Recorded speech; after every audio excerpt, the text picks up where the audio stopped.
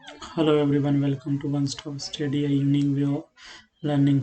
देखिए, आज की वीडियो में हम देखेंगे कंप्यूटर से रिलेटेड जो प्रीवियस ईयर क्वेश्चन आपके पूछे गए हैं, हम उनको आप यहाँ पे आज पहले एनालिसिस करेंगे और उनका सॉल्यूशन और उसके सॉल्यूशन भी देखेंगे। साथ में उसके बारे में कुछ एक्स्ट्रा इन्फॉर्मेशन देखेंगे जिससे कि आप लोगों को पढ़ने में आसानी हो। देखिए, हम चलते हैं, ये हम पेपर लेते हैं।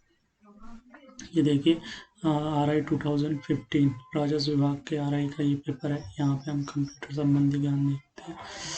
ये देखिए, पहला क्वेश्चन यहाँ पे जो पूछा गया था वो आपका ये था। देखिए, हम इनको हिंदी इंग्लिश दोनों में डिस्कस करेंगे।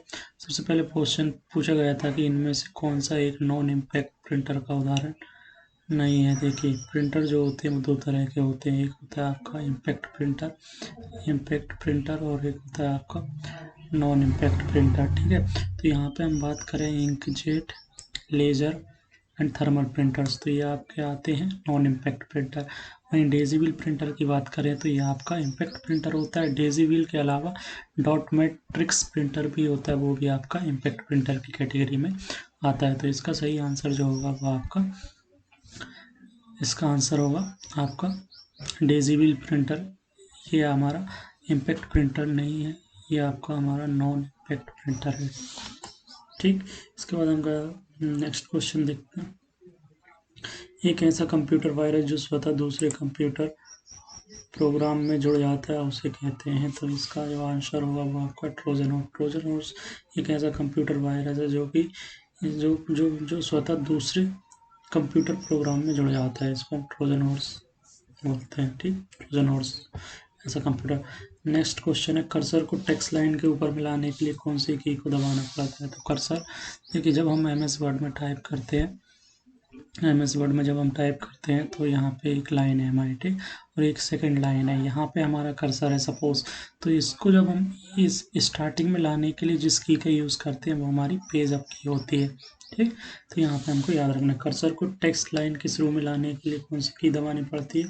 तो पेज अप की दबानी पड़ती है कर्सर को शुरू में लाने के लिए। फोर्थ क्वेश्चन देख लें, दूसरे यूज़र द्वारा अपनी गलत पहचान देकर कंप्यूटर यूज़र की गुप्त इन्फॉर्मेशन प्राप्त करना कहलाता है। देखिए, कॉन्फिडेंशियल इन्फॉर्मेशन को यदि कोई हमारे सिस्टम की चुराता है तो हम इसको बोलते हैं phishing confidential information. The process to obtain confidential information from a computer user by falsifying their identity is known as phishing. इसको हम फिशिंग बोलते हैं। नेक्स्ट क्वेश्चन चलते हैं।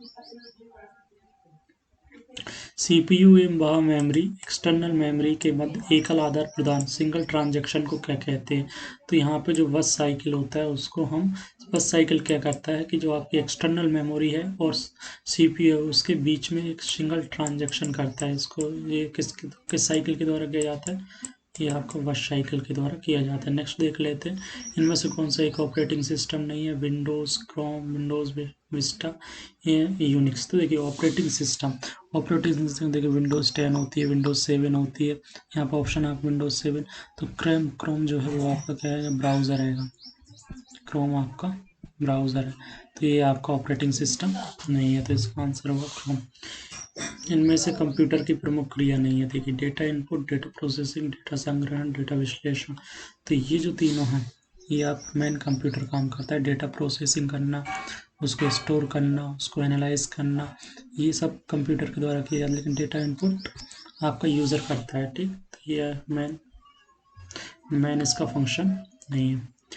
TIF का फुल फॉर्म क्या है। तो देखिए, TIF का जो फुल फॉर्म होता है वो टैग्ड इमेज फाइल फॉर्मेट, ये आपको याद रखना है। ये आपका टैग्ड फाइल फॉर्मेट इसका फुल फॉर्म होता है।